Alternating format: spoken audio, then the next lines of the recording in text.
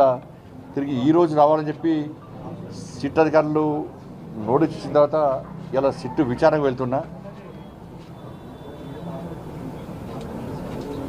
నా దగ్గర ఉన్నటువంటి సమాచారం, నా దగ్గర ఉన్నటువంటి రికార్డ్స్,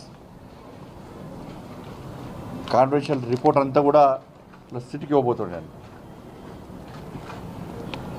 ఒక కేంద్ర మంత్రే కాకుండా ఒక బాధ్యతయుతమైనటువంటి ఒక పౌరునిగా నా దగ్గర పూర్తి సమాచారాన్ని సిట్కు అందజేసే ప్రయత్నం చేస్తున్నా.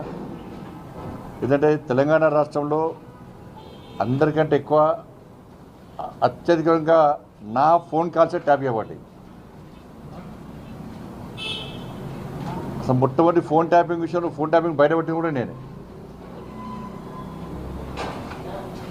అందరి నా ఫోన్లు, మా కుటుంబ సభ్యుల ఫోన్లు, మా సిబ్బంది ఫోన్లు, మా ఇంట్లో పనిచేసే వర్కర్ల ఫోన్లు, మా పార్టీ నాయకుల ఫోన్లు, మా పార్టీ కార్యకర్తల ఫోన్లు కూడా ఇలా కేసీఆర్ గారి ప్రభుత్వం ఇలా అన్నీ కూడా ఫోన్ ట్యాప్ చేయబడ్డాయి.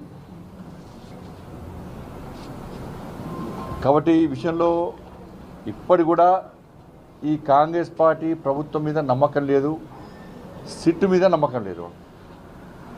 సిట్ అధికారులు పోలీసుల మీద తప్పుపడతలేము, అధికారులు మంచోళ్ళే, కానీ వాళ్ళను స్వేచ్ఛగా అధిక విచారణ చేసేటువంటి అవకాశం కాంగ్రెస్ పార్టీ ప్రభుత్వం, రేవంత్ రెడ్డి ప్రభుత్వం ఇస్తలేదు. ఇదంతా కూడా టైంపాస్ కోసమే.